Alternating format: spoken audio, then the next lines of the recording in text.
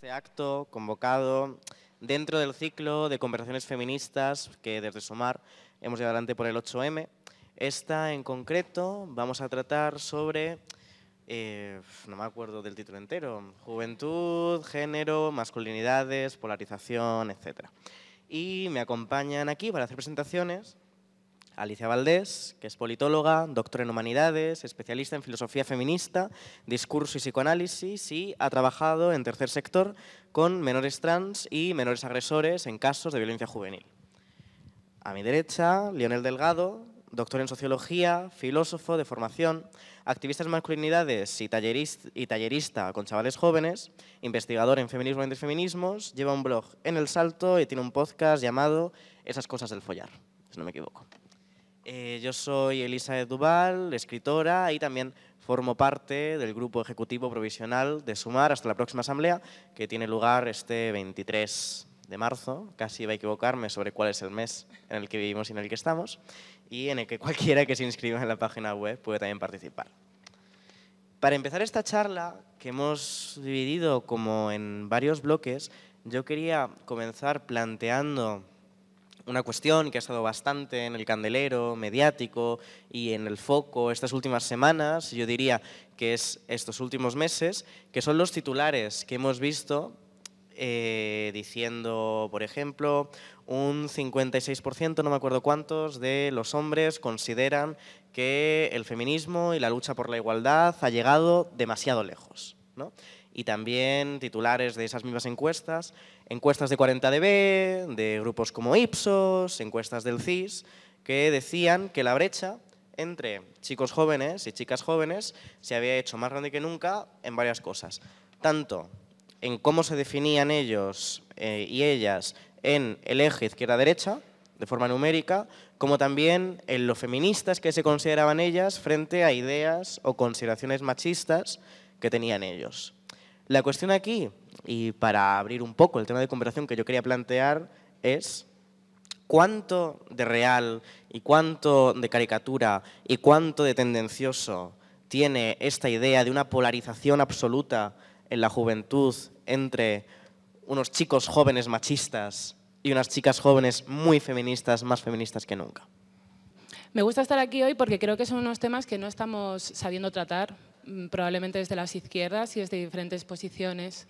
Y creo que una de las cosas que a mí más me molestan de este tipo de titulares es precisamente que acaban por dibujar, ¿no? Por escribir un horizonte absolutamente vinculado al pánico o al terror, ¿no? Es decir, estamos en un momento, como bien hemos dicho, ¿no? En el título, de polarización. Y a mí polarización es un término que me produce bastantes problemas, ¿no? A la hora de leerlo, porque polarización al final no deja de ser un término que está hablando desde un centro, ¿no? Es decir, hay una polarización porque hay dos lados, ¿no? Entonces, por un lado tienes el lado machista y por el otro lado tienes el lado feminista. Por lo tanto, uno de los lados de polarización es el feminismo y, por lo tanto, estamos hablando de un extremo, ¿no? Es decir, esa polarización está engendrando ya una nueva posición para el centro. Y claramente el centro es contingente, o sea, todo lo que podamos poner en un espectro político es contingente. Si ponemos en el centro al PP, pues sí, el PSOE es de izquierdas, ¿no? Entonces, creo que esto es una de las cosas que deberíamos empezar a plantearnos, que cuando hablamos de extremos, cuando hablamos de polarización, al final estamos haciendo un discurso absolutamente centrista, sin darnos cuenta, ¿no? De manera inconsciente, lo que estamos haciendo es, bueno, de manera inconsciente algunos y otros de manera muy preparada desde sus titulares, lo que están generando es, hay dos extremos, ojito con la polarización, y creo que en este sentido no debemos caer en esa trampa y decir que estamos en un momento de polarización. No, o sea, que la gente y la peña sea feminista no creo que sea como un extremo, pero si ponemos en el centro lo de ni machismo ni feminismo, igualdad o humanismo, pues está claro que el feminismo es un momento, ¿no? Un espacio de la polarización. Entonces creo que ahí habría que tener un poco de cuidado porque nos la están colando doblada, ¿no? Y creo que con esto, con la idea del centro, nos están inoculando un montón de ideas para que pensemos que las posiciones feministas en este sentido sean, bueno, pues extremistas, ¿no? Y a partir de ahí también surge la idea de que los extremos se tocan, ¿no? Cuando creo que, bueno, tampoco hay mucho más que decir al respecto. Otra de las cosas, he traído como unos bullets en realidad, no he querido desarrollar demasiado porque quería hacer conversación. Y otra de las cosas que quería decir con respecto a estadísticas tiene que ver con la sobredosis, ¿no?, de datos que estamos empezando a recibir. No sé cuántas estadísticas hay, esto lo hablaba con Eli, ¿no? No sé cuántas estadísticas hay a la semana sobre elecciones que deben ocurrir. ¿Cuántas encuestas y cuántos sondeos? Dentro de 3 años y medio, no sé hasta qué punto esto es una infoxicación. Creo que esto también tiene que ver con el valor que se le están dando a los datos por encima de los análisis, ¿no? Que esto es una cosa que también, bueno, yo le voy a dejar aquí más a Lío por ser sociólogo, porque en ciencias políticas no damos tanta sociología o estadística, pero hay mucho dato y hay cero análisis. Y ya no solo eso, sino que a día de hoy, para aquellas personas que sabemos hacer cruce de datos y de variables, no tenemos los datos a disposición. Es decir, no sabemos cuáles son los datos antes de las cocinas de las propias encuestas. Y esto es una cosa que tenemos que empezar a reivindicar. Está muy bien que las encuestas se hagan públicas, porque antes solo tenían acceso los partidos y determinadas instituciones, pero no nos vale simplemente con unos datos que están cocinados. Nosotras también podemos hacer esos cruces y podemos obtener datos que quizás sean mucho más interesantes. Y aquí me voy a ir un poco a la encuesta de 40dB, que yo creo que se ha hecho se ha hecho un titular que no responde muy bien a los datos. Si no me equivoco, la gente encuestada de la generación Z eran 222 personas, 102 chicos, 120 chicas. No sé hasta qué punto, con una muestra de 222 personas, se puede hacer una afirmación como la que se hizo, ¿no? Y creo que esto es del todo peligroso porque estamos dentro de su marco discursivo de manera constante. O sea, hemos comprado que es una polarización en vez de una politización por parte de la izquierda a través del feminismo, porque anda que no hemos estado escuchando años que si el feminismo no se quede la identidad, que si el ecologismo no se quede la identidad, no estáis mirando las condiciones materiales. Y resulta que aquellas personas que están realmente politizadas a la izquierda lo están haciendo a través del feminismo y del ecologismo. O sea, que cuidado con estos mensajes, ¿no?, de estas nuevas plataformas socialistas jóvenes que lo que quieren es decir que la identidad o las luchas, no, porque no son identitarias puramente, ¿no?, pero que parece que el feminismo o el ecologismo no sirven de nada, ¿no? Y bueno, si quieres te paso la palabra y luego miramos. Totalmente de acuerdo con lo que dices. Yo, claro, no quiero hablar en calidad de sociólogo, ¿no? Pero es verdad que por deforme o por deporte sociólogo me gusta muchísimo indagar un poquito en estos datos, ¿no? La cuestión es, bueno, no sé si llamarlo polarización, porque evidentemente creo que hay una cuestión política de fondo que está cargada de significado de este tipo de concepto. Lo que sí está claro es que es innegable que está habiendo una brecha de género a nivel de contenidos ideológicos. Y no solamente en España, es una realidad que se está viendo a nivel internacional. Hace poco en el Financial Times salió un artículo donde cubrían las diferencias que están en tantos países como, qué sé yo, pues, mencionan Corea del Sur, Túnez en África, Alemania, Estados Unidos, Inglaterra. O sea, hay muchísimos países donde esta brecha de género está aumentando. Y es verdad que está habiendo una especie de deriva conservadora ligada a los perfiles de hombres jóvenes, ¿no? Lo que me molesta muchas veces de esta cobertura mediática es que en cierta medida se toma esto como si fuese casi algo esencial, en los hombres algo natural, una especie de deriva totalmente que no es un síntoma, sino que es la enfermedad en sí misma, ¿no? Esto me parece problemático porque terminamos pues, pateando el análisis y terminamos por no hacer una profundización más sistemática de estos problemas, ¿no? Al final creo que eso responde a una serie de razones, de cambios sociales, de realidades que no estamos sabiendo ver, ¿no?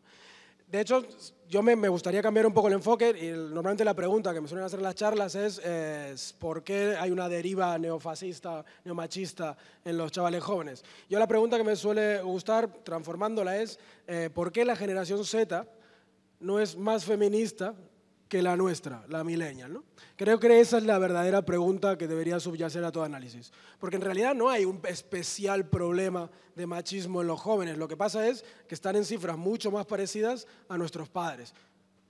Y esto es un problema, evidentemente, ¿no? Cuando en el 2018 comenzaba la cuarta ola, parecía imparable y las nuevas juventudes parecían que nos pasaban, nos adelantaban por la izquierda en cuestiones de género, pero resulta que ahora esa especie de inercia se ha parado un poco. Creo que esta pregunta transformada nos permite también hacer muchísimo más de autocrítica. No creo que sea una cuestión esencial en los hombres y en los chavales jóvenes, sino que tiene mucho que ver con nuestras carencias de enfoque, nuestro a veces moralismo a la hora de dirigir nuestro discurso de los chavales jóvenes, un adultocentrismo terrible que hace que no entendamos, no hablemos su idioma, no queramos hablar su idioma, etcétera, etcétera. En torno a esto, que creo que tiene muchísimo, toda esta especie de moda mediática que compro totalmente, creo que hay una especie de superinterés, apuntar 3 cositas. Primero, el hecho de que, bueno, ya se ha ido apuntando, sobre todo fue flagrante en la cuestión del cis. Esta pregunta de si el feminismo ha ido demasiado lejos y tal, eso ya es cuestionable que haga una pregunta formulada de esa forma esté así tal cual en una encuesta del CIS. Eso demuestra muchísima politización detrás. Lo mismo la pregunta del 40DB, donde se le preguntaba, ¿es que las mujeres, ¿crees que las mujeres sufren más que los hombres? Y es como, vale, ¿qué carajo quieres que digan los chavales en esto, ¿no?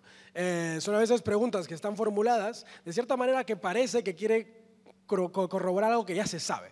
Quieren comprobar algo que ya sabemos para incendiar redes. Y es lo que termina pasando, ¿no? En torno a esto, primero, preguntas sesgadas. Creo que es tremendamente importante revisar cómo estamos preguntando a los chavales. Y luego la propia cuestión, como sociólogo, de los estudios. Es muy difícil poder profundizar en algo tan complejo como la deriva antifeminista o el descontento y el distanciamiento que están teniendo muchos chavales respecto al feminismo con preguntas de una encuesta. Creo que tradicionalmente, y esto es algo que no pasa aquí, sino que pasa en general, tenemos cierta minusvaloración de los estudios cualitativos frente a los estudios cuantitativos, porque somos sociedades de cifras, somos sociedades de números, cuentas, y un porcentaje parece mucho más real que una cita, ¿no? Y esto, sin embargo, si nos vamos a los verdaderos estudios cualitativos, que son precisamente los que salen luego a la palestra, porque a finales de noviembre de 2022, por ejemplo, se petó redes de los estudios que sacó la FAD, la Fundación del Reina Sofía en Juventud y Adolescencia. Son estudios cualitativos y lo que apuntaban eran cosas bastante más optimistas, que los chavales son una panda de neonazis camuflados que quieren sostener el patriarcado a base de sudor y esfuerzo, ¿no? En realidad mostraban que había unos cambios de género de la hostia, que estaba habiendo muchísimo cambio, muchísima cuestionamiento de la situación social, de los privilegios, de las desigualdades sociales, y eso, sin embargo, en los estudios cuantitativos es muy difícil de poner, ¿no? Claro, aquí también forma parte de este entramado, de este problema, la cuestión de los medios, que esto creo que es fundamental. Estamos viviendo un momento también muy controvertido, o muy difícil, supongo, de sortear por parte de los medios de comunicación, y es que en el segundo trimestre del 2021 pasó algo histórico en España. En la encuesta general de medios podemos ir a ver cómo a partir del segundo trimestre de 2021, por primera vez, Internet desbancó a la televisión como principal fuente de información de los ciudadanos de España, ¿no? Esto es algo que se venía diciendo desde hacía muchos años, pero pasa en este justo momento. Y claro, esto muestra que existen o empiezan a haber nuevas reglas a la hora de informar y de desarrollar empresas de la información como las que quieren sostenerse económicamente, ¿no? Esto implica que muchas empresas tienen que adaptarse a nuevos medios digitales y esto no siempre sale gratis. En general, porque estamos saturadísimas, como decíais vosotras, de la cuestión infoxicada de los medios, ¿no? No sé cuántas infografías en Instagram habéis leído hoy. Muchísimas, seguramente. ¿Cuántas noticias os han llegado por el enésimo canal de Telegram, ¿no?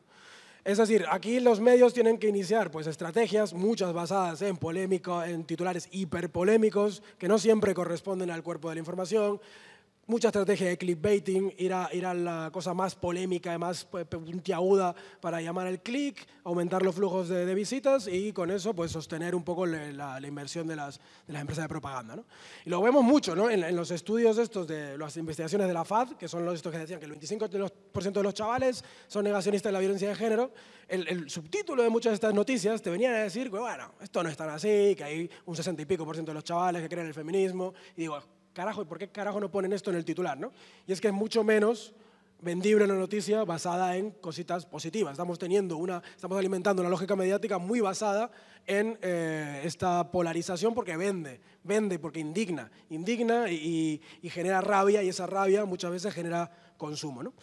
Y claro, con esto lo último, que es apuntar, bueno, a que todo esto lo que termina siendo es que quizás estemos viviendo toda una reacción feminista que en cierta medida está alimentada por un proceso propiamente mediático. Los medios podrían estar generando una profecía autocumplida. Y con esto me voy a las clases de los chavales, lo que doy clase, ¿no? Muchas veces estoy viendo como año tras año se está viendo una posición antifeminista más normalizada. Y creo que en esto, en los que hemos estudiado un poco movimientos sociales y lógica de partidos, nos suena mucho el concepto de bandwagon. Y es que podría estar habiendo un bandwagon, que es el efecto por el cual un electorado se termina sumando o termina dando su voto al partido más votado, ¿no? Se suman al ganador, subirte al tren ganador.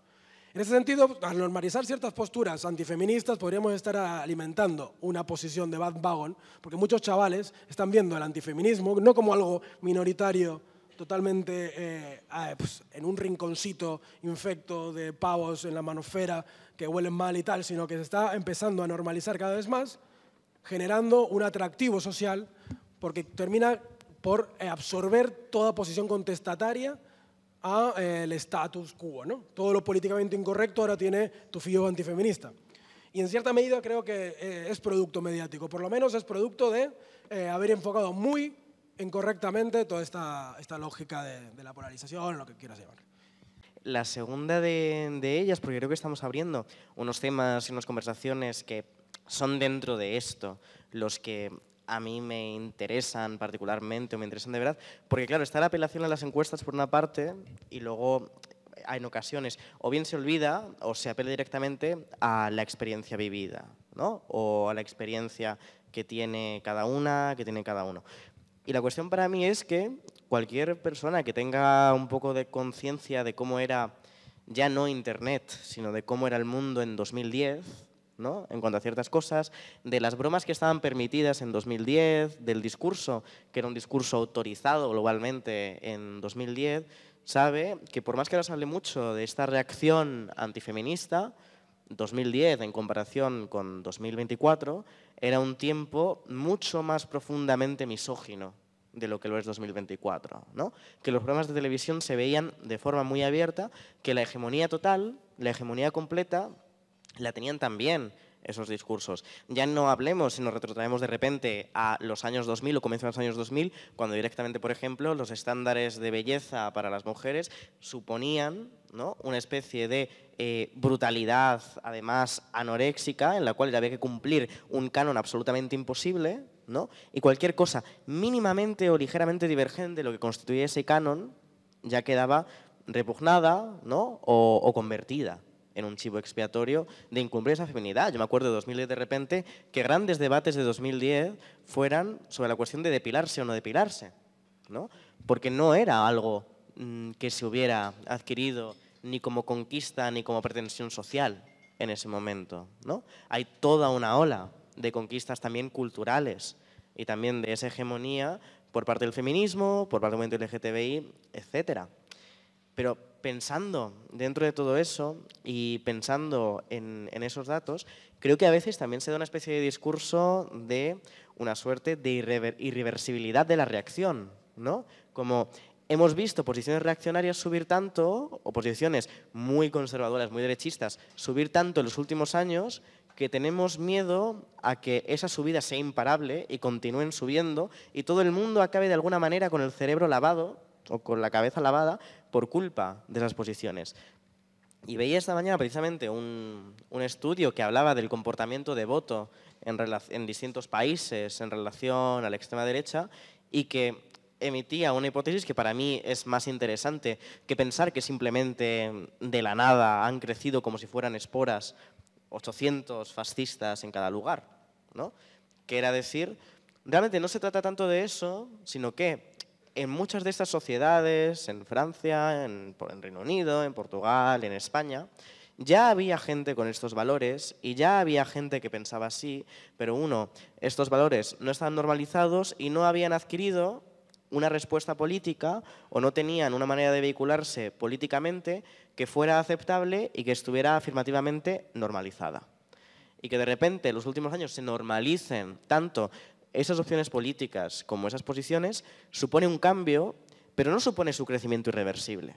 Y creo que a veces hemos pecado en esa profecía autocumplida de ponernos muy catastrofistas, de sumarnos mucho a discursos puramente reactivos de bloque antifascista o combate, tolerancia cero con el fascismo que se nos viene, porque lo interpretamos mucho como una ola que nos va a engullir, que nos va a arrastrar a todos, que va a acabar asesinándonos y tras la cual se acaba la historia. Y la realidad también de los combates políticos y los combates culturales es que no es así, ¿no? Hay momentos que son de avanzadilla y momentos que luego pasan a ser de reflujo. Y yo me acuerdo como intentando también pensar para la generación Z en cuál es el magma cultural o dónde empiezan a originar todas estas cuestiones, y con esto paso un poco al segundo bloque, de algo que a mí me parece muy interesante tratar, ¿no? Que trata, por ejemplo, Gala Hernández en el documental, que ganó muy recientemente en Cannes el premio a mejor cortometraje documental. Gala Hernández, además, como es un orgullo para el país porque es una chica murciana ganando ese premio en Cannes, en Francia, que se llama La mecánica de los fluidos, ¿no? Y que precisamente habla sobre todo el mundo en Internet relacionado con lo incel, con una parte muy particular de Manosfera, que es el concepto de lo incel, ¿no? Del celibato involuntario, de esta especie de teorías absolutamente obsesivas y neuróticas, pero muy construidas sobre lo que significa la posesión o no posesión de cierto capital erótico, de cierto capital sexual, el considerarse también los perdedores, porque hay un discurso que vehicula o que cuenta ella ahí, pero que vehicula, por ejemplo, en Francia, Michel Houellebecq con sus novelas, pero que está por todas partes, sobre quiénes son los perdedores de cierta idea de algo así como un mercado sexual o mercado del capital erótico, y que en Estados Unidos, por ejemplo, acaba con sucesos tan trágicos y tan dramáticos como son directamente atentados o bien de extrema derecha o atentados directamente con una motivación incel de odio a las mujeres, que está motivado por, como vosotras no me queréis follar, hay una venganza contra vosotras y contra este sistema que ha hecho de ese hombre que se queja de esto el oprimido.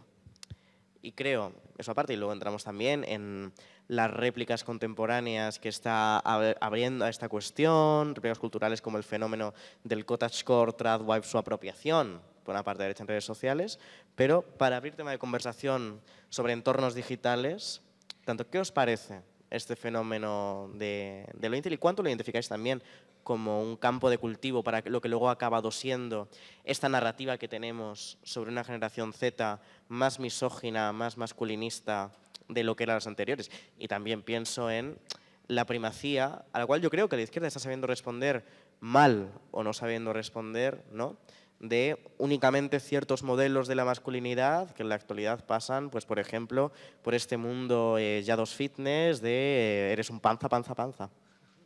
Y bueno, como ha dicho Eli, yo hice el doctorado sin beca, entonces yo trabajaba en el tercer sector y trabajaba en un SAI, no sé si sabéis lo que es un servicio, bueno, Servei Integral de Atención, bueno, es un servicio de atención integral a la diversidad de género y sexual, y los tienes en diferentes puntos de Cataluña. Y bueno, yo trabajaba allí, trabajábamos con menores trans, trabajábamos también con otro tipo de colectivos. Y una de las cosas que hacía también currando era trabajábamos directamente con Justicia Juvenil. Y en Justicia Juvenil yo lo que recibía eran chavales que estaban en medio abierto, que es como previo a la entrada en un centro de menores, en este caso por delitos sexuales. Y claro, para mí eso todavía se me eriza un poco la piel, ¿no? Porque aquí sí que he de decir que gracias, ¿no?, a haber podido trabajar más en calle y hacer atención y hacer mediación, ha hecho que la manera en la que puedo mirar las encuestas y decir estos datos cuantitativos me la pelan, tienen que ver precisamente porque honestamente tú lo que ves no es eso, ¿no? Una de las cosas que a mí me llamaron la atención trabajando allí fue el hecho de ver dos maneras súper diferentes de reaccionar ante el género, ¿no? Por un lado teníamos a un montón de gente que estaba cargando el género, o sea, a chavales, chavalas, pues es que os estoy hablando que las atenciones eran de gente con edades muy tempranas hasta gente ya mayor, ¿no? Porque también atendíamos a mayores de edad. Y tenía como por un lado siempre todo ese espacio de esperanza que me producía trabajar con estas personas, diciendo, ostras, yo esto en mi generación, ¿no? En mi juventud, no me lo hubiese podido imaginar. Yo me acuerdo todavía de el típico amigo gay que estaba siendo absolutamente martirizado y violentado en el instituto, ¿no? por aquellos canis, en este caso del sur de Madrid. Y luego, por otro lado, era un momento también como de devastación, ¿no? Cuando yo trabajaba con chavales de 15 años que habrían agredido sexualmente a chavalas de 12 o de 13. Y entonces eran dos realidades absolutamente opuestas donde podías ver precisamente que hay diferentes tipos de respuesta, ¿no? Y me llama la atención que el discurso TERF se centre más en qué pasa con las personas trans y los menores trans y no vean tan problemático la exaltación muchas veces de la masculinidad y de la feminidad que podemos ver en programas como La Isla de las Tentaciones, Mujeres, Hombres y viceversa, ¿no? De hecho, cuando yo estaba haciendo... ganamos una licitación, hicimos como unos materiales para justicia juvenil para que los trabajadores sociales pudieran trabajar con menores que habían agredido y la única manera que yo tenía de llegar realmente a ellas y a ellos a la hora de decirles esto es una violencia sexual, esto es una violencia de género, era con cortes de mujeres y hombres. Y con cortes de programas como La Isla de las Tentaciones. Es decir, los medios están jugando aquí un papel muy importante, luego te ponen el otro día en el programa este de Sonsoles Onega una cosa horrible sobre la cuestión trans y luego por la tarde te ponen La Isla de las Tentaciones, ¿no? Es decir, te preocupa muchísimo determinadas cosas, pero otro tipo de identidades no te preocupan tanto cuando están siendo mucho más violentas que cualquiera de las otras. Y esto creo que es importante porque yo, por ejemplo, mucha de la gente con la que trabajé, muchos de los menores con los que yo trabajé, no eran menores que viviesen tanto en redes, porque eran chavales que venían de espacios muy, muy marginalizados y de barrios, en este caso de Tarragona, bastante chungos. Y ellos no estaban tan metidos, esto es en el año 2019, ¿vale? 2018-2019, parte del 2020, eran chavales que quizás no tenían ese consumo de redes sociales que estamos viendo en determinadas personas y que tenían el puto consumo de los medios de comunicación y ahí todavía no estamos haciendo la incidencia que se tiene que hacer, ¿no? Y vinculado al tema de los incels, digamos, como esa canalización que está habiendo a nivel político de estos que al principio parecían trends, ¿no? O cosas raras que había en 4chan o que había en Reddit. Voy a hablar también de una cosa que yo viví en los últimos meses. Yo me fui a Argentina a investigar la campaña política de Milei de octubre a diciembre y ahí yo ya vi. O sea, yo recuerdo estar a las afueras del búnker de Milei el día de la primera vuelta.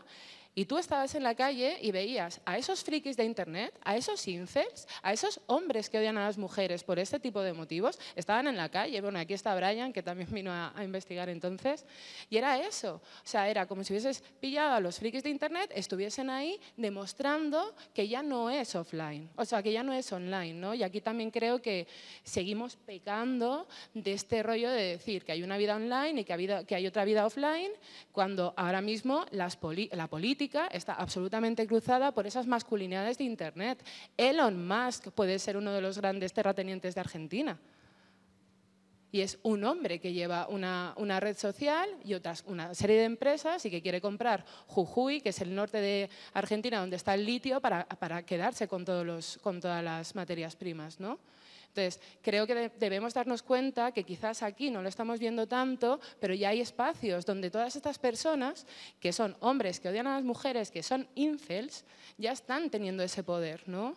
Entonces, ¿qué es lo que...? Esto ya lo hablaremos después, ¿no? Pero creo que hay que empezar un poquito a rascar más, ¿no? Con el tema de qué es lo que vamos a hacer con redes sociales, nos entra el pánico puritano de que el problema es el porno, cuando creo que el problema tiene que ver mucho más con otro tipo de contenidos y esto creo que no estamos viendo bien las consecuencias. En la campaña electoral presidencial que gana Boric en Chile, Boric gana porque supo dar, la ciudadanía de izquierdas en Chile supo dar la batalla a nivel cultural en redes sociales, haciendo toda una campaña de memes súper graciosos diciendo los Looney Tunes nunca votarían a Kast, ¿no? Y esa fue la manera que tuvieron ellos de decir vamos a movilizar la alegría ante la movilización de odio que están haciendo las fake news y los bulos que estaba colocando la extrema derecha sobre la mesa, ¿no? Y por último, para no enrollarme mucho más, hay una cosa que Eli me ha hecho pensar que tiene que ver precisamente es dónde narices o dónde carajos se van a colocar las izquierdas en todo esto, ¿no? Porque claro, nos entra el pánico este de, uy, es que la gente se está echando muy a la derecha, así que me voy a poner un poquito más en el centro para ganarme unos votos.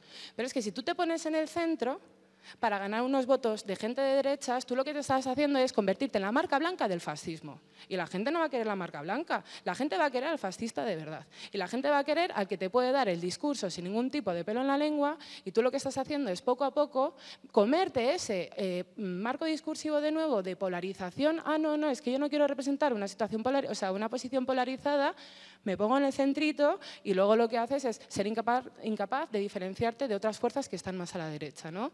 Y esto, de nuevo, creo que fue un error de los que hubo dentro de la campaña electoral de Argentina, porque Massa tenía que haber hecho una serie de batallas culturales, creo que se tendría que haber elegido también a otro candidato, y al final, claro, si estás hablando, no me mires a mí, yo voté a codos, ¿no? Que decían en Los Simpson, al final es, pues eso, pues no sé, o sea, era Casado o Albert Rivera, pues un poco lo mismo. Es decir, o empezamos a desmarcarnos, a que no nos dé miedo habitar la izquierda y a salirnos un poquito del marco de la polarización, lo único que vamos a conseguir es que te vean como la marca blanca, ¿no? Y creo que ahí lo que tenemos que hacer es empezar a jugar la batalla cultural de otra manera y empezar a decir también, oye, es que detrás de las tradwives están las iglesias mormonas, y detrás de Yados está un esquema Ponzi, que es una estafa piramidal, ¿no? Y empezar a hacer una regulación que se vayan tanto del rollo del porno y que se pongan a ver porque hay gente haciendo determinados negocios como influencers en redes sociales, honestamente. Sigo sistemáticamente, de hecho de vez en cuando me viene peña al Instagram diciendo, oye, ¿por qué sigues a esta peña y tal? Y es que me encanta seguir para consumir estos discursos y ver más o menos con quién nos medimos, ¿no? Me parece que de hecho uno de los problemas que tenemos a la hora de hacer política en redes es el tema de las cámaras de eco. Yo confieso que de hecho todas las mañanas cuando me levanto no hago lo primero que hago al levantarme, no, tampoco hago burpees, pero no hago ponerme a leer periódicos de izquierdas, no sé qué, sino que los dos primeros periódicos que leo cada día que me levanto son Moncloa.com y The Objective. Pero hablamos de salud mental y tal. Yo estoy muy bien, No, pero también The Objective, para que no lo sepa, es este periódico financiado por lo que se va a llamar la Little Caracas, ¿no? Muy de derechas y muy propicio también a los bulos. Y yo leo eso también porque me gusta saber cuáles son los marcos y qué es lo que está diciendo y cómo está también sus ideas el adversario político. Y de hecho sigo en Twitter también a un montón de cuentas de la derecha alternativa o extrema derecha tuitera, también por ver cómo y de qué están conversando entre ellos. Y el cómo para mí es fundamental. Es como, creo que a veces nos es muy difícil, primero porque no hablamos un idioma parecido a lo que está empezando a ver en redes. Muchas veces cuando nos acercamos a redes es como, sigo con los Simpsons, metáfora y el señor Barnes con el sombrero de skater, ¿no? Hay veces que se ve un rollo muy implantado. Chicos, soy digital. Sin embargo, claro, creo que nos queda muchísimo por hacer, sobre todo de etnografía y de estudiar estos espacios. El problema es que muchas veces estos espacios son terriblemente bunkerizados. Es muy difícil. De hecho, a Forocoches es muy difícil acceder. No se puede acceder. Yo no tengo cuenta. Es que tienes que conseguir cuentas a través de los códigos que dan de vez en cuando y si no tienes esa cuenta no puedes acceder a determinados contenidos, a unos debates importantes que está habiendo ahí. Creo que esa sensación de caja negra hace que en cierta medida tampoco entendamos muy bien qué pasa ahí, ¿no? Aparte de que, bueno, ya creo que muy en la línea de lo que decíais vosotras, no estoy de acuerdo con llamar ya manofera a la manofera. Creo que lo que hay ahora es una manocultura que ha ha pues, sobrepasado de manera brutal todo lo que era esa pequeña esfera. La manosfera viene como de manosphere, esfera de hombres, que es ese pequeño reducto de foros, páginas, canales de YouTube, Instagram, Twitter y tal, que difundían contenido antifeminista, masculinista y victimista, ¿no? Creo que eso ya dejó de ser una esfera, ahora se convierte en una especie de cultura, una mancha de aceite que nos ha embargado a todos. De hecho, es súper random porque gente como el Chocas, en realidad eran pavos que hacían streaming y jugaban a los videojuegos en vivo. Y es que, sin embargo, ahora han comprado a través de lo que llama Elisa García Mingo y todo el equipito genial que tienen en la Complutense para trabajar estos temas, la polinización cruzada, que son como tuberías subterráneas de comunicación entre distintos perfiles, porque la manosfera no es una especie de todo homogéneo, de hecho hay incluso conflictos internos, evidentemente, ¿no? Están estos perfiles intelectuales que crean discurso, que son los que analizan cifras, te hacen vídeos largos de YouTube con argumentario potente para desmontar el tema de las denuncias falsas o para desmontar el tema de no sé qué, pero luego están los viralizadores, que son peña que tienen millones de seguidores en Instagram y tal, que no son estas cuentas de intelectuales, que son, qué sé yo, el Naim Darrechi, el pavo este imbécil que dijo que se quitaba el condón y que convencía para no follar sin condón porque era infértil, ¿no? O que fue uno de los primeros que dice haber hecho todo el procedimiento legal para... Sí, el fraude de ley de que ahora hay que tratarle como chica porque yo he hecho todo el procedimiento. Lo cual, evidentemente, es mentira. Y si lo hiciese, sería bastante estúpido, ¿no? Porque decirlo ahí es terrible, ¿no? Pero es que ya no es el primero. Ya son varios los que están haciendo estas bromas porque estas bromas ya tienen un efecto. Y no, y han constituido, de hecho, en Ceuta, creo que me parece, una asociación a la que han llamado Trans No Normativos, que tiene un logotipo generado por inteligencia artificial, que es una... que es una parodia del logotipo este de We Can Do It, pero generado con esa inteligencia artificial y de un señor con un bigote. Uf. Y claro, estaba una historia de ellos compinchados con un juez en Ceuta de un registro civil allí para hacer los cambios de nombre rápidos y salir en medios, en todos los que les dejan un poco pavonearse en esos medios, como contando su misma historia repetida. Eso yo me acuerdo de un clip de este documental de TV3, el de la Xarxa Ultra, sí, en el que le preguntaban a Libertad y lo que surja por... ¿Cómo era la pregunta que bueno, claro, esto es. Claro, Libertad y lo que surja decía que, bueno, que él se consideraba mujer, que quería que le trataran como tal, que le respetaran como tal, ¿no? Como haciendo una especie de parodia de la ley trans, y le decía el entrevistador que en qué momento del proceso estaba, ¿no? Y la respuesta de Libertad y lo que surja era tan chorrada como para decir, pues... Eso es... Sí. Oh, sí. Sí. Bueno, para decir... Estoy con el papeleo. Sí. De hecho, si queréis ver a un fachorro pasándolo muy mal, ves... Y le decían, pero ¿con qué cosas, no? Con el papeleo. Sí. Bueno, claro, una de las cosas, volviendo al tema de la manosfera, Sí, que es la manocultura. Una de las cosas que más me llamó la atención cuando me empecé a investigar ese tipo de cosas es lo equivocado que estaba cuando pensaba que lo que había en la manosfera sobre todo era bilis antifeminista. En realidad, cuando uno ve los posts más comentados de Forocoches o cuando está un poco en estos espacios, se da cuenta de que no estamos hablando única y exclusivamente de contenido antifeminista. La peña en estos foros... se pasa a dietas para ganar masa muscular, se pasa ejercicios del gimnasio, va mucha gente a informarse y a hablar de política, pero también a hablar de Eurovisión o de cosas, se pone en la posición de los radares de la carretera, es decir, se ponen tips para el coche, etc. Hay muchísimo contenido. Si es Forocoches. Claro, exacto. Hay muchísimo contenido más allá del antifeminismo.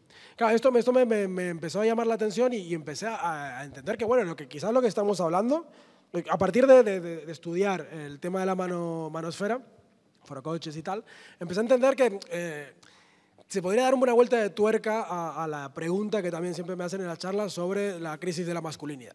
Creo que en cierta medida yo desde entonces ya digo que no creo que haya una crisis de la masculinidad como tal. Yo creo que lo que hay en última instancia es una crisis social. Hay una crisis social en muchos niveles que está apelándonos a un sentido pues, de pesimismo global, el miedo al futuro, de falta de proyectos vitales, falta de esperanza, etcétera, etcétera, y que en cierta medida, que esto nos implica a todas, a todos, a las mujeres, pues por suerte si habéis tenido pues, cierta red afectiva, cierta red político, ética, cultural, que ha podido hacer como de red de protección frente a esta caída libre de esta crisis social de la que estamos hablando. Los hombres en cierta medida no hemos tenido esto. Ya te estoy viendo que estás negando con la cabeza.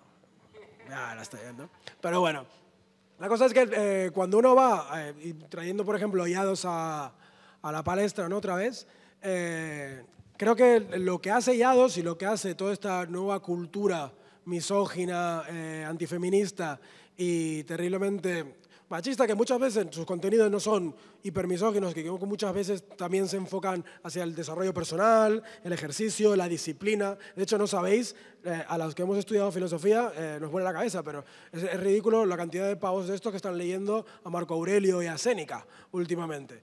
Hay una especie de boom de la filosofía estoica en este tipo de perfiles porque están como muy con los dientes largos de una filosofía de vida que les permita narrar una situación en el mundo, narrar un lugar, construirse una especie de relato donde pues, puedan sentir que lo que son no es un error o que su futuro tiene sentido o que tienen un papel en el mundo. Pensemos que las tres tradicionales P's de la masculinidad, protección, procrear y proveer, han caído. De hecho, mi crítica es que siempre los que estamos haciendo formación siempre hablamos de estas tres P como si fuesen las mismas de siempre. Pero esto de teoría se desarrolló en el 95.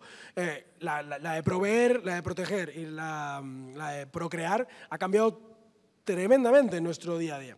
El proveer ya no depende ya no es para una familia nuclear, sino que muchas veces un hombre provee a sí mismo. Tiene una especie de pues, esa deriva hiperensimismática de la autoayuda que hace que nadie te puede querer hasta que no te quieras a ti mismo, tienes que ser la mejor versión de ti mismo, tienes que desarrollarte porque hasta que no sepas quién eres nadie te va a respetar, todo este rollo.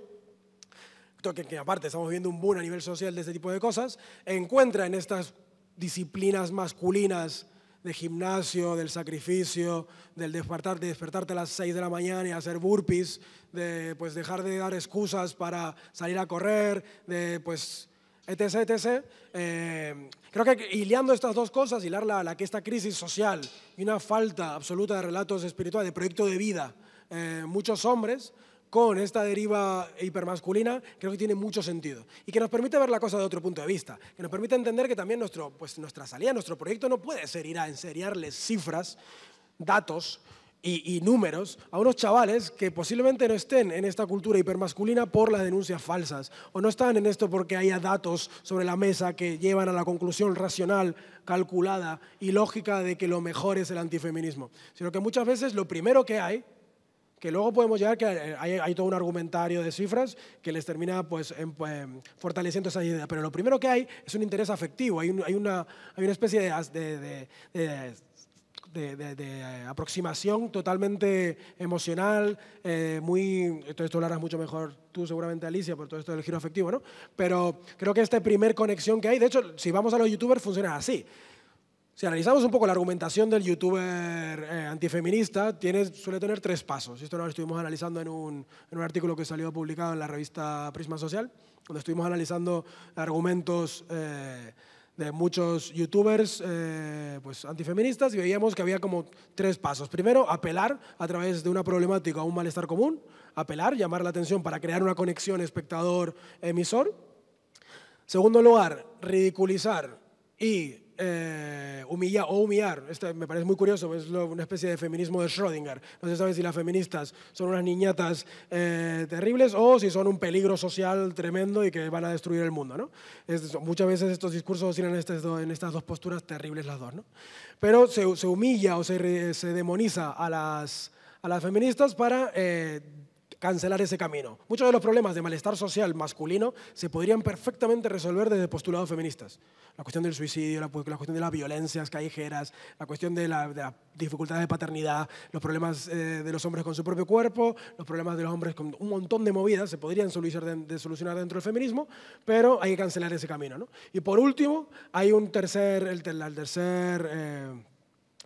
tercera posición de estas argumentaciones antifeministas suele girar en torno a darle como solución el antifeminismo, el boicot a las charlas, id a vuestras clases y boicotead los talleres que recibáis, decía el Roma Gallardo, el Gallardo en uno de sus vídeos, o también lo decía el Chocas en otro de los suyos, ¿no? Y creo que, bueno, y la otra solución es suscribiros a mi canal, que no hay que olvidar que todo esto subyace una lógica económica. Es decir, esta peña gana muchos miles de euros vendiendo sus mierdas de suscriptores y sus canales. Es decir, a Roma Gallardo le va su vida laboral en esto. Lo mismo que un tío blanco hetero, lo mismo que al Chocas y tal. Y muchas veces, de hecho, se deben muchas veces a su público y terminan reafirmando, reproduciendo una lógica que saben que funciona. Y es la de polarizar, es la de estimular el odio, la rabia y no dar salida. Lo curioso de esto es que ninguno de estos youtubers ni da ninguna salida viable al malestar masculino. No te van a arreglar el problema de que te rechacen en casa o de que te rechacen en el colegio, no te van a hacer sentirte mejor persona, no te van a hacer sentir más querido por tu red afectiva, no te van a conseguir un mejor trabajo, no te van a hacer nada, no te dan ninguna salida viable. De hecho, posiblemente su objetivo de fondo es que se siga manteniendo, ¿no? Es como Tinder. Tinder no puedes venderte una pareja estable porque si no se acabaría el negocio, ¿no? Tinder, su objetivo es que vuelvas a abrirte Tinder cada tanto. Bueno, no sé por qué usé Tinder, pero siempre uso Tinder en las charlas. O sea, es que Tinder es un tema. Pero es que este neomachismo terrible lo que busca también es estimular una lógica de la rabia y la bilis, que es operativa, funciona y da dinero. Esto es lo que llaman Proyecto UNA, los monetizadores, y Cuello Largo también, los monetizadores del odio. Son monetizadores del odio porque están sacando una viñorada tremenda a partir de la bilis y la rabia masculina. Y todo esto, claro, contra esto no nos queda convencer con numeritos, cifras y argumentos razonados, ¿no? Por eso digo siempre, ¿no? Está perdido el asunto, es inevitable la deriva hiperfacha y antifeminista de los chavales. No, pero desde luego nos exige cambiar un poco el enfoque y cambiar un poco las herramientas que estamos poniendo en práctica para poder acercarnos a estos chicos, ¿no? Yo antes hablábamos con una colega bueno, yo doy talleres en institutos y hace poco formé parte de un proyecto muy interesante en el que intentamos pues, mitigar uno de los grandes problemas que hay ahora actualmente en la formación de género en institutos, que es que no puedes pretender que se va a deconstruir el género masculino en una charla de 3 horas, 2 horas o 1 hora muchas veces. Es ridículo, no tiene sentido. Es decir, el tren contra el que marchas te va a atropellar. Este proyecto lo que intentaba hacer es pues ver cómo funcionaba una formación mucho más larga. Y estuvimos unas 14, 15 sesiones con estos chavales y fue muy distinto. Es decir, lo primero que construíamos era el vínculo. De hecho, las primeras clases daban igual. Era construcción de vínculo para poder crear un canal mucho más fuerte para poder trabajar con estos chavales. Y a partir de ahí, trabajar. Y trabajábamos con el enésimo taller sobre cuál es la diferencia entre sexo, género y orientación sexual. O el enésimo taller de qué es el iceberg de las violencias, que me parece importante, pero que es que estos chavales lo llevan consumiendo en sus talleres desde hace años. ¿De qué van los talleres? Pues vamos a hablar de redes, vamos a hablar de fake news, vamos a hablar de ligar, vamos a hablar de rupturas, amor romántico, vamos a hablar de parejas, vamos a hablar de fiestas, vamos a hablar de cosas de las que estáis caninos de hablar, de querer hablar, pero que nadie está queriendo enfrentar como otros, ¿no? Sino que vamos con el enésimo taller sobre género, sexo, orientación sexual, que está genial, pero creo que ese tipo de contenidos se pueden meter de manera mucho más indirecta hablando de otras cosas. Tiene que ver un poco donde... Claro, me venían, aparte de esta cuestión de qué carajos hacer, me venía otra cosa y quizá podemos aprovechar para tratar tanto esa cuestión que hemos un poco tratado ahora, de la regresión a estos modelos de la feminidad que representa lo cottagecore o que representan las tradwives de los reels de TikTok, que para mí tiene que ver más que simplemente el análisis de a quién sirve, que creo que es un análisis útil, pero que no nos lo explica todo, yo creo que hay que entrar en por qué eso es deseable o por qué puede llegar a ser deseable, ¿no? Que creo que es la clave.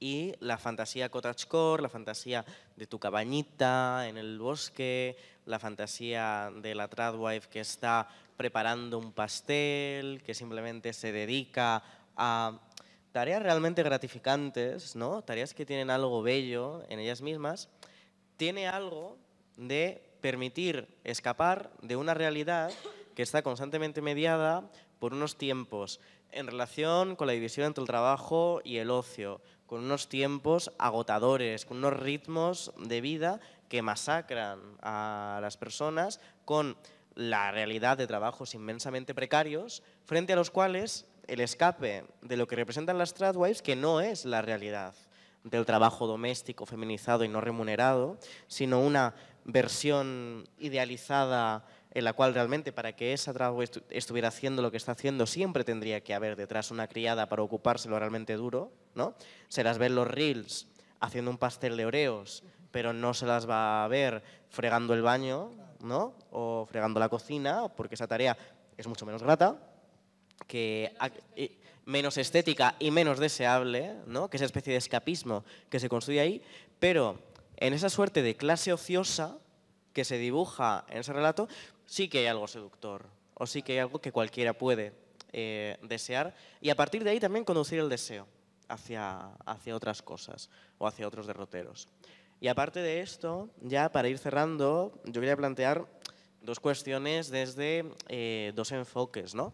Tanto desde el enfoque cultural o de debate ideológico, político, ¿no? Que tiene que ver con qué hacemos, porque, por ejemplo, a la hora, en los últimos tiempos, de abordar también la cuestión de la masculinidad, o cuando se habla de la crisis o de crisis de las masculinidades, claro, hay un problema que es muchas veces, para lo que ha servido, por ejemplo, la imagen del hombre como aliado feminista, es para servir como motivo de la caricatura, ¿no? O para servir como una suerte de broma, ¿no? El hombre como aliado feminista es señalado en esos entornos como alguien del cual reírse, ¿no? Hay algo cómico a eso, hay una especie de fracaso a la hora de ser hombre que se construye ahí. Y tampoco, o quizá ha habido algunas equivocaciones o errores o fracasos a la hora de intentar plantearse, o en la manera en la que se ha planteado la idea de construir un modelo alternativo de lo que significaría ser hombre, ¿no? Y al mismo tiempo que hay ahí una batalla cultural, también a través de qué políticas públicas concretas vehiculamos este tipo de cosas, ¿no? Porque vemos cómo están también a la orden del día debates que tienen que ver con algoritmos y el efecto de estos algoritmos en redes sociales, en redes como YouTube, cómo conducen estas redes por cómo te van guiando de un vídeo a otro, a vídeos que tengan que ver con la extrema derecha. Vemos la propuesta, ¿no? Por ejemplo, que se había dado por parte del Ministerio de Presidencia para una regulación de la pornografía para menores, restringiendo el acceso a esos vídeos, quién sabe si de una forma que sería compatible siquiera con la protección de datos de la Unión Europea, ¿no? Propuestas que se articulaban también en torno a una suerte de pánico moral y sexual, ¿no? De quién va a pensar en los jóvenes, o de querer siempre proteger a la juventud, ¿no? Como si hubiera que construir un entorno de seguridad ante una juventud desprotegida y desvalida y simplemente víctima y sin ninguna agencia ante lo que ve en Internet. ¿Cómo combatimos tanto discursivamente como también políticamente, ¿no? ¿O qué se puede hacer políticamente en relación con todo esto? Efectivamente, en una de las cosas que creo que igual que hay un adultocentrismo a la hora de hacer explicaciones de qué pasará con los niños y las niñas, ¿no? Creo que lo hay absolutamente, hay un adultocentrismo y un paternalismo que creo que va por muy malos derroteros con respecto al tipo de políticas públicas que se quieren sacar adelante. Pero antes de eso, de contestar a Lionel con el tema de los cuidados entre los hombres siempre se han cuidado entre ellos. Se han cuidado muchísimo y porque ellos se han cuidado tanto de determinadas maneras, nosotras hemos acabado muy jodidas. El problema es que los cuidados entre los hombres no son los cuidados que tenemos nosotras, porque los hombres se han cuidado a través de la movilización de afectos negativos, es decir, el mantenimiento de espacios de silencio para poder seguir perpetrando la violencia. Pero eso no quiere decir que los hombres no se hayan cuidado. Ojalá. Lo que pasa es que ahora lo que estamos viendo es una nueva forma, un nuevo tejido de cuidados que se está dando entre los hombres.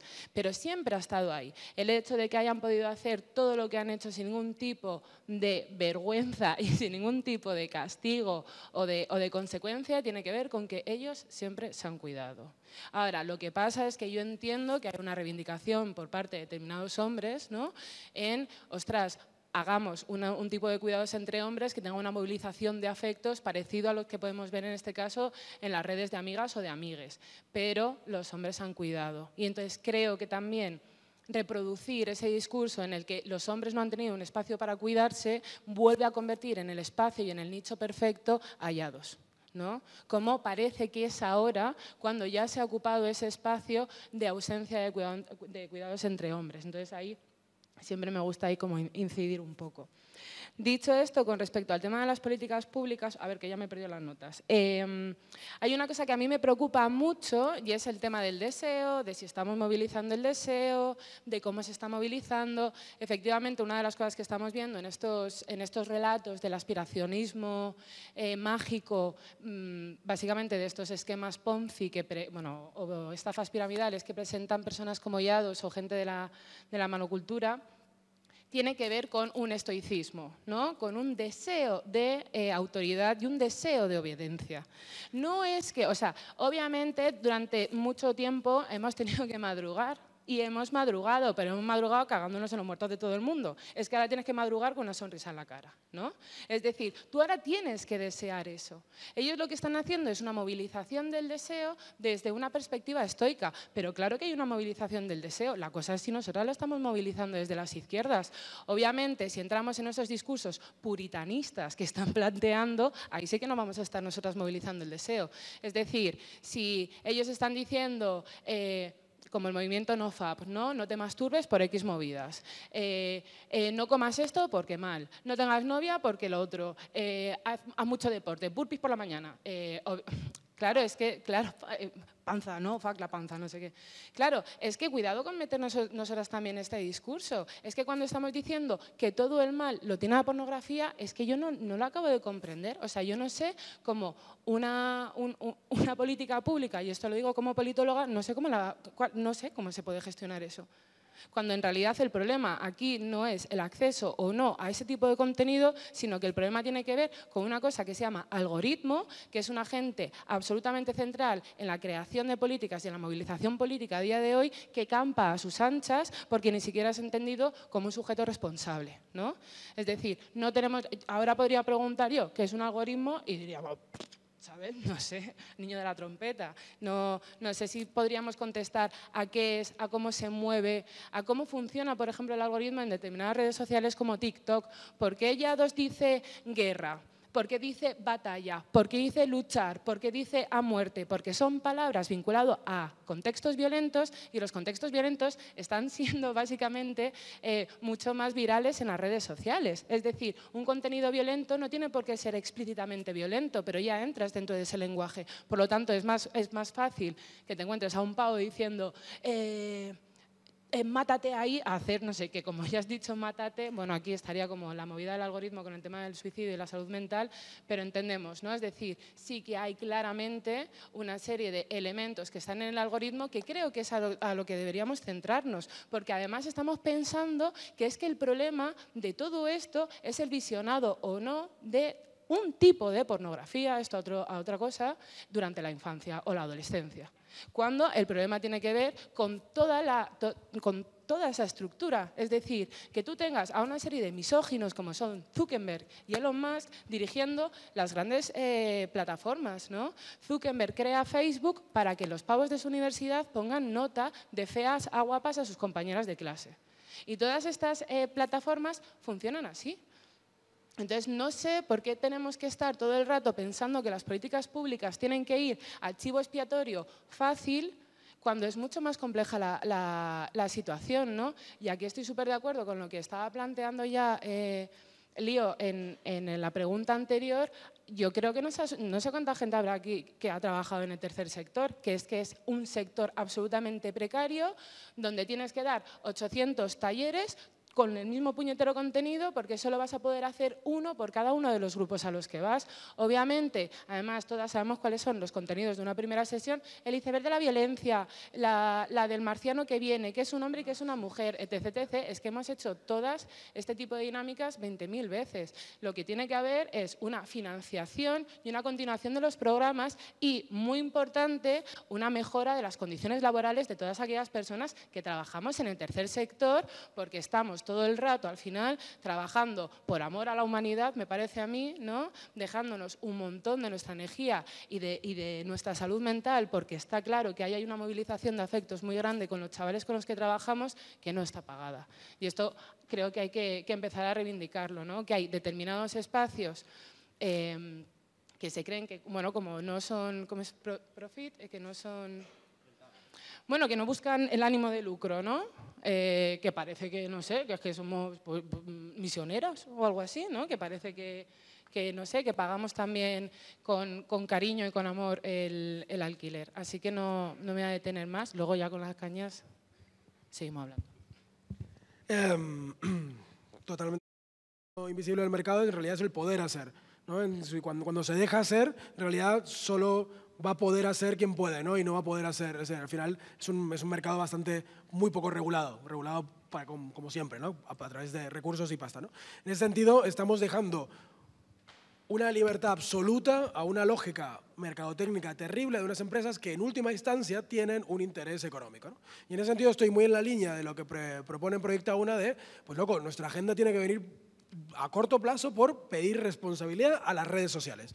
Pedir responsabilidad a estos pedazos de monstruos políticos, económicos y culturales que son Meta, que son Twitter, que son etc, etc, ¿no? Es decir, están YouTube. Es decir, ya hay investigaciones que apuntan a que el propio algoritmo de YouTube, como prioriza que las personas se queden dentro de la aplicación, terminan promoviendo el tipo de contenidos que han demostrado que permite que se quede más la gente dentro de la aplicación. Y esos suelen ser contenidos basados en el odio, que son muy polémicos, que eso levantan la rabia y levantan la indignación, o que estimulan mucho a nivel emocional y afectivamente a los chavales o a la gente en general, ¿no? Evidentemente esto no es inocente. Ya hay una especie de consecuencia lógica en la cual pues, una serie de contenidos van a estar por encima de otros.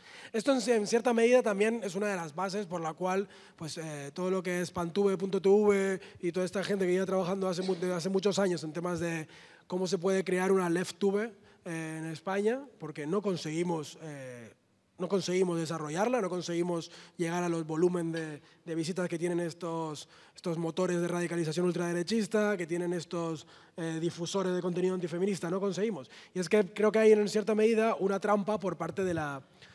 Pero una cosa que quiero apuntar con esto de un LeftTube, tal, no sé qué, es que todo lo que es software libre y todo lo que es la Deep Web está absolutamente estigmatizada y parece que te metes en la Deep Web y eres un sicario que vende drogas, ¿no? De repente ya como que te has convertido. Entonces creo que también habría que incentivar un poquito pues todo el trabajo de los Hack Labs, de gente que tal, que no sé, como que parece que solo hay un internet en el que puedas entrar. Y claro, que venimos del pasado punky. Recordarás ese momento en el que la piratería y el internet libre era una cuestión terriblemente de izquierda. Es decir, el P2P surgió como una forma de poder saltarse toda la cuestión pues el mercado de internet, ¿no? Todo lo que era pues la piratería iba a traer la revolución al mundo, internet iba a traer una sociedad libre. Creo que hemos sido, esto lo dice Angela Nagel en su libro Muerte a los Normies, creo que hemos sido un poquito tibias a la hora de politizar las redes pensando que el formato digital de Internet ya de por sí era revolucionario. Poco a poco lo que nos ha demostrado Internet es que lo hemos vaciado de contenidos, lo hemos pretendido mantenerlo como la pura libertad, pero esperando que la pura libertad no se derechizase. En ese sentido, creo que es hora en el que tenemos que afrontar la cuestión de Internet de una manera responsable, y es que ya no podemos dejar hacer y deshacer a su antojo a estas empresas que no se están moviendo por motivos altruistas, sino que se están moviendo por unos algoritmos que están promoviendo de manera lógica, porque llegan a esas conclusiones de manera con cálculos, contenidos de odio, ¿no? Claro, aparte de esto, a nivel político, creo que en cierta medida también nos toca también hacer un poco de autocrítica. Estamos en un momento en el que pues hay que empezar a reconocer que estamos teniendo problemas muy grandes a la hora de poder llegar a determinados perfiles. Y eso creo que tiene que ver con una carencia histórica en el Estado español de pues, evaluación de eficiencia y eficacia de las políticas públicas. Creo que muchas veces no tenemos una tradición de evaluar qué está funcionando y qué no está funcionando.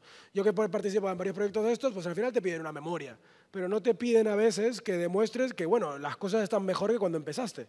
Y es que no quiero reproducir la lógica de ciertos antifeministas y tal, pero es verdad que pues, tenemos que replantear en cierta medida cómo estamos haciendo los cursos de igualdad, porque ya no son las condiciones materiales de las que partimos ahora, no son las mismas que hace 5 años. Las condiciones afectivas de las que partimos ahora no son las mismas que hace 5 años. Y actualmente tenemos que hacer frente a una fatiga juvenil terrible. Es decir, yo cuando doy mis cursos a los chavales, lo primero que le pregunto es, chavales, ¿cuántos cursos como este habéis tenido? Y me dicen, uy, muchísimos. ¿Y cuántos sobre este tema y sobre esto? Uf, estos últimos años, pues este es el 4. Digo, joder. ¿Y qué habéis dado? Y me dicen punto a punto lo que decíamos, los mismos, ¿no? El extraterrestre, el iceberg y tal. Y es como, vale, genial. Y creo que, de hecho, cuando voy a estos talleres, los chavales saben explicar la diferencia entre sexo, género y orientación sexual mejor que yo. Y te saben definir, a veces, casos concretos o ejemplos del iceberg de violencias mejor que yo. Y es como, vale, pues creo que igual deberíamos dar una vuelta de tuerca. Creo que hay un problema terrible dentro de nuestros activismos y es que estamos... Claro, parece que sea como aprender un temario. Claro, exacto. Digan todo el mundo que son feministas. Si Exacto. Diferencias, ¿no? Pasa por un oído, sabe por otro, sabes qué responder en el examen, pero luego eso no quiere decir que hayas aprendido mucho, ¿no? Creo que tenemos que dar un poquito de vuelta de tuerca. Vivimos en un contexto muy instagramer en el que estamos constantemente haciendo introducción de los temas. Todo el rato introducción. Yo me vengo del mundo de las no monogamias. ¿Cuántas cápsulas de qué es el poliamor he consumido estos últimos años? Pues 500. Y es que parece que solamente estamos introduciendo el tema. Todo el rato. ¿Qué son las masculinidades? Todo el rato. ¿Qué es el feminismo? Todo el rato. ¿Cuál es la historia y los tipos de feminismo? Todo el rato. Y hay veces que no damos esa vuelta de tuerca que muchos chavales necesitan para poder seguir profundizando y quizás atravesar esto que le estamos enseñando por su experiencia, no por alguna cuestión retórica. Interesarse. Es que si no... Nos vamos a dar contra la pared de la fatiga de los chavales, es que están fatigados.